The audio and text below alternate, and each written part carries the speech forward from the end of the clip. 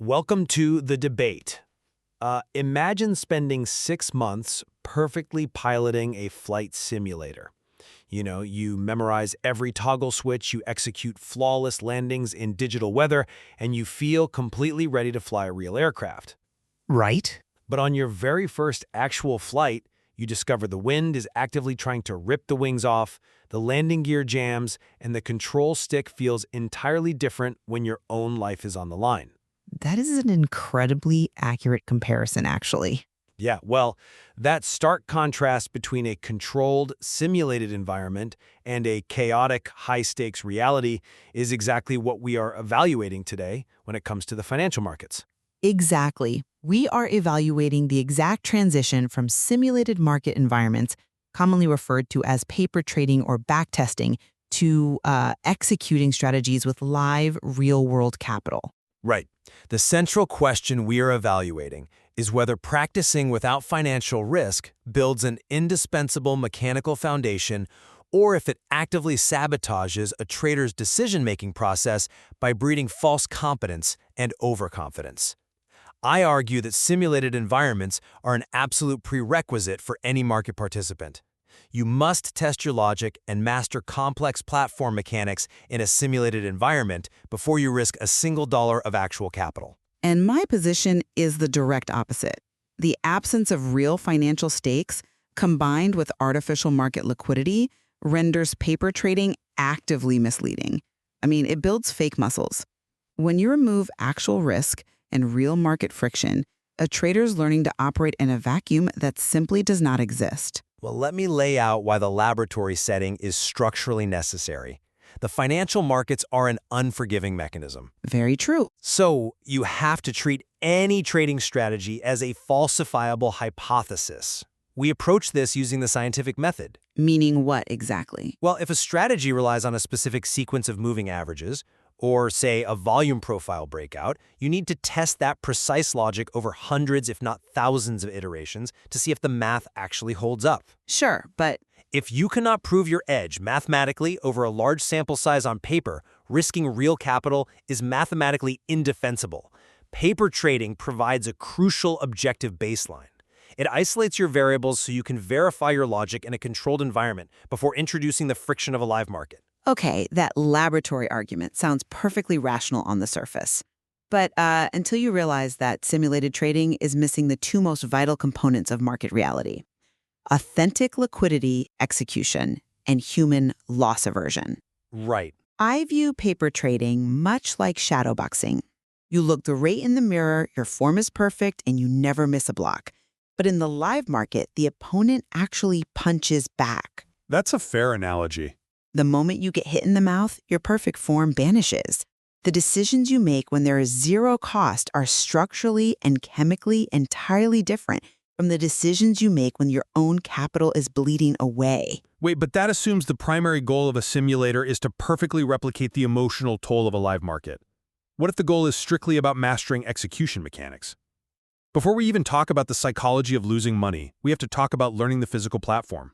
Just the buttons, you mean? Yeah, navigating a modern brokerage interface is complex. Think about the order types available. You have trailing stop limits, bracket orders. One cancels the other orders. I want to ask you directly, isn't it better for a novice to learn the mechanical difference between a stop market order and a stop limit order in a simulator? Well, yeah. Learning the buttons is harmless. You do not want someone experiencing a fat finger error and accidentally buying 10,000 shares instead of 1,000 while they are risking actual capital. The simulator builds essential muscle memory. I will concede that pressing buttons to understand software architecture is fine, but relying on the simulated outcome of pressing those buttons is where the hazard lies. How so? Platforms simply cannot emulate the reality of the order book. When you place an order for 1,000 shares in a simulator, the software sees the current bid or ask price and instantly fills your entire order. Right, it gives you the fill. Exactly. It pats you on the back and says you own 1,000 shares at the exact price you requested. But the live market does not work that way. The live market is managed by algorithms and liquidity providers who constantly pull and place orders. Ah, you are referring to the illusion of infinite liquidity. Precisely. In a live environment, particularly during low liquidity conditions, or sudden news events, that 1,000-share order might only get partially filled. Right. You might secure 200 shares at your desired price, but then the high-frequency algorithms detect your buying pressure. They immediately adjust their quotes, the price runs away from you, and you are left holding a tiny, unprofitable position. Or you get slippage. Yes, massive slippage trying to chase the price to get the remaining 800 shares. A simulator completely ignores the reality that your own order impacts the market. Furthermore, simulators completely fail to account for hidden liquidity, like iceberg orders. Explain how that changes the dynamic for a retail trader, though. Well, in a simulator, you look at the level 2 data, you see 1,000 shares sitting on the ask price, you hit buy, and the simulator gives you those shares. It assumes the order book is completely transparent. Which it isn't. Right. In the live market, institutional players use iceberg orders. They might be trying to offload 100,000 shares, but their algorithm only displays 500 shares at a time to avoid spooking the market. Ah, so you hit a wall. You buy your 1,000 shares thinking you are about to break out to a new high, but you instantly hit a massive hidden wall of institutional supply. The price rejects hard. A simulator cannot replicate institutional supply and demand dynamics because it operates on a static snapshot of the order book. I hear that. The Aversion broker data highlights this beautifully. It shows that during session transitions, spreads widen drastically. In paper trading, you will frequently see users getting filled below the bid price. That is a mathematical impossibility in the real world. You are practicing in a world without gatekeepers. Okay, I acknowledge that a simulator is a sterile environment. It assumes perfect fills, but we can account for that mathematically. How? This is exactly why rigorous backtesting requires adding conservative spread calculations and slippage assumptions. If I am testing a strategy, I manually program my simulator to assume I will lose an extra 2 or 3 cents on every single fill. Just building in a buffer. Exactly. I assumed the worst-case scenario for execution. I can also program my backtests to completely ignore the first and last 15 minutes of the trading day, when volatility and slippage are at their worst.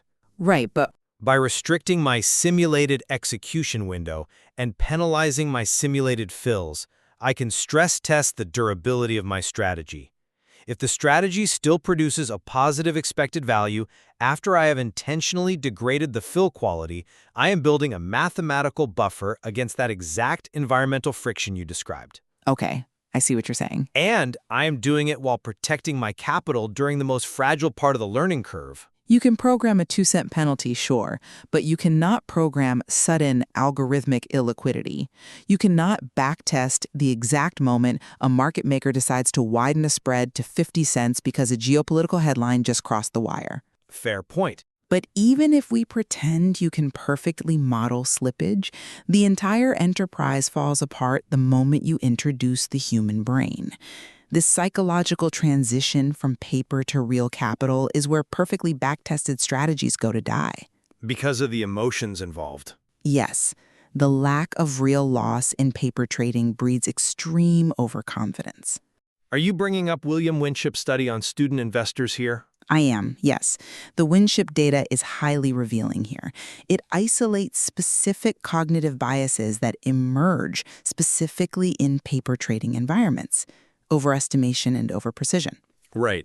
When traders succeed in a simulator, they assume they possess what the psychological literature calls illusory superiority. Think about the mechanism at play in their brain.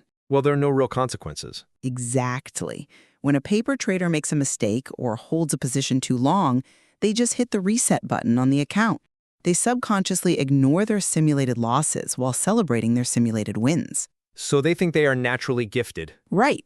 They attribute their paper profits to their own innate genius, rather than recognizing they just caught a lucky streak in a sterile, frictionless environment. They step into the live market believing they have mastered the mechanics, which leads to wildly reckless risk allocation. Winship's study points out that these paper millionaires often transition to live accounts and immediately utilize maximum margin leverage, completely destroying their accounts within weeks because their risk perception is utterly warped. I see why you think that, but let me give you a different perspective. I am not entirely convinced by that framing. Okay. Let's look at the experimental study by Marina Agranov, which you often cite regarding risk preferences. The Aversion study demonstrates that human preferences regarding risk alter the moment personal stakes, or skin in the game, are introduced. Exactly my point. But we have to look closely at the methodology. Doesn't Aversion's study focus primarily on randomized games of chance and basic economic choices? If a person is just guessing, of course their risk tolerance changes when real money is on the line. Wait, trading isn't a game of chance to you. Technical trading with a proven mathematical edge is not a pure game of chance. If I have spent 6 months proving to myself mathematically that my strategy yields a positive expected value, does the amygdala response even matter as much? I'd argue it absolutely does. But I have a logical anchor. I know my historical maximum drawdown is 15%. I can weather the storm because I trust the data. I am sorry, but I just don't buy that. Let me tell you why. The amygdala absolutely matters because the amygdala does not care about your back-tested max drawdown. Really? The moment real capital is at risk, your prefrontal cortex, the logical, calculating part of your brain that built that elegant backtest, is entirely hijacked by your emotional processing centers. The Freedom Trader philosophy captures this dynamic perfectly. How so? Paper trading utterly fails to teach investors how to manage the emotional anguish of a losing trade. You can have a perfectly documented strategy, but when you watch your own capital evaporating on the screen in real time, logic goes out the window. Okay, you are describing decision drift, the tendency for a trader to alter their predefined rules mid-trade due to stress. Exactly. Loss aversion takes over, traders stop thinking in probabilities and start thinking in immediate outcomes. The physiological reaction is not a metaphor, it is a biological reality. The stress response. Right. Your heart rate spikes, your palms sweat, and cortisol floods your system. You widen your stop loss because your brain cannot stomach the realization of a loss. Or you take profits way too early on a winning trade just to relieve the anxiety of potentially giving those gains back. A simulator cannot replicate the visceral, physical sting of a drawdown. It teaches you how to execute a strategy in a state of emotional zero. I hear the distinction you are making about the physiological response. The stress is undeniably real. But throwing someone into that emotional anguish without a proven, back-tested strategy is just reckless behavior. That is gambling, not trading. I am not suggesting going in blind. You need that mechanical baseline to fall back on. However, the literature does offer a pathway that reconciles both of our positions. The most effective approach suggested by the data is limiting paper trading to a very brief period, say, exactly 1 month. 1 month. Okay. You use that month solely to learn the mechanical switches and dials of the brokerage platform. You learn how to route an order, how to read level 2 data, and how to execute those complex bracket orders. After that mechanical familiarization, you transition immediately to a very small live account. I absolutely agree that moving to a micro account is the optimal path. Trading with tiny position sizes introduces the emotional reality of loss without the threat of total financial ruin. Right. You get the authentic execution and the authentic emotional sting. But I have to warn against relying on paper trading even for a month, because it leaves users entirely defenseless against the reality of modern brokerage environments. We're not just battling our own internal psychology or algorithmic market makers. We are battling the platforms themselves. Ah, you are referring to the gamification of the interfaces. The CFA Institute report on investment gamification details this extensively. Precisely. Live broker apps are engineered with incredibly sophisticated behavioral nudges. Think about the physical mechanics of modern trading apps. We used to have to call a broker, state our intentions, and pay a hefty commission. Which slowed everything down. Exactly. That created a massive psychological barrier to entry. It forced you to be certain about your trade. Now, you literally swipe a screen to execute a trade. The physical action is identical to unlocking your phone or scrolling through social media. Yeah, they have removed all physical and financial friction. Take zero commission trading. It sounds like a massive benefit to the retail trader, but it triggers what behavioral economists call the zero price effect. Because there is no explicit cost to execute a trade, users lose their friction. They stop evaluating the quality of the setup and just start clicking. leading to extreme overtrading. Right, and the mechanics behind how brokers profit from that lack of friction is payment for order flow. They literally sell your order data to market makers who profit off the bid-ask spread. Exactly. The platform does not need you to win. It just needs you to trade. They are financially incentivized to keep you swiping and tapping. Absolutely. And they use notifications to trigger the disposition effect. Let me paint a picture of how this works. Imagine you are in a trade holding a stock that just ticked up 2%. Okay. The app sends you a push notification, the screen flashes green, and maybe there is digital confetti falling across your phone screen.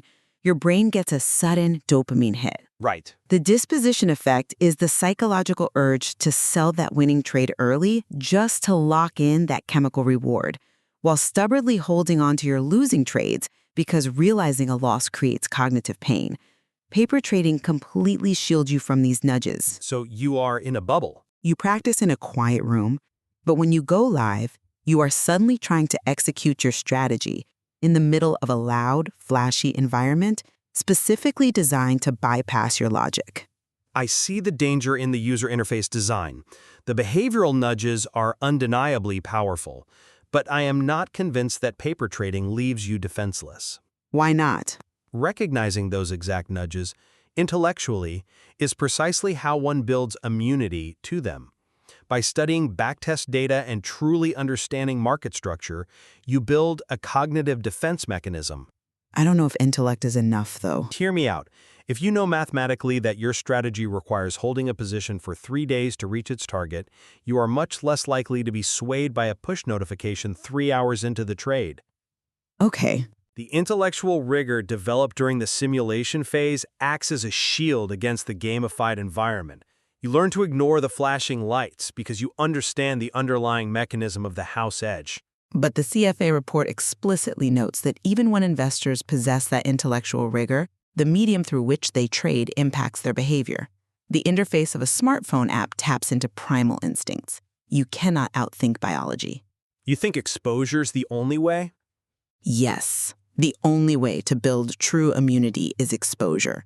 You have to feel the urge to overtrade due to zero commissions, and you have to feel the panic induced by a flashing red screen, and then you have to actively practice overcoming those feelings with real capital on the line. So we arrive at a vital point of convergence. While we weigh the merits of simulation differently, we agree that staying in a simulated environment for too long is detrimental. Definitely. The optimal path forward is to use paper trading strictly as a brief mechanical primer and then transition to live markets with exceptionally small size. The goal is to introduce the psychological variables, loss aversion, the disposition effect, the reality of slippage and low liquidity, while keeping the tuition cost of the market as low as possible.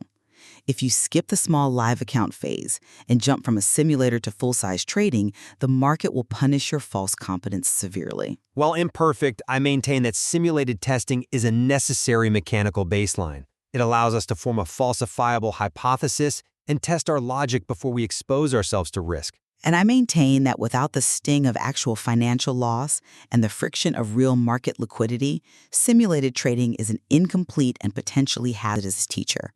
It builds fake muscles that will fail you when the heavy lifting begins. For those listening, we encourage you to connect the dots between your own psychological reactions and your preparation methods. Are you using a simulator to refine a documented strategy? Or are you hiding in it to avoid the emotional reality of risk? There is certainly more to explore regarding behavioral economics and market structure. The variables are endless. Indeed. To bring it all back to our flight simulator, you can master the controls on the ground, but eventually you have to fly in the weather. How you prepare for that turbulence will determine if you land safely. Well said. Thank you for joining us on The Debate. Keep analyzing, keep questioning, and we will catch you next time.